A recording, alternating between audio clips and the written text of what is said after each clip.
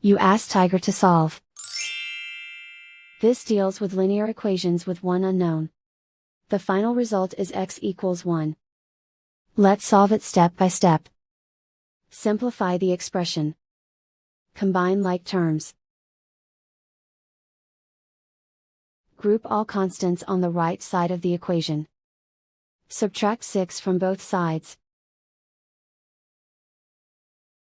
Simplify the arithmetic.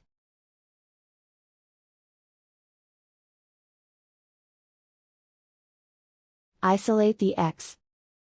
Divide both sides by 3.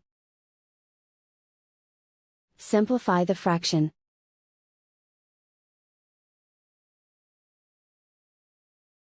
And so the final result is x equals 1.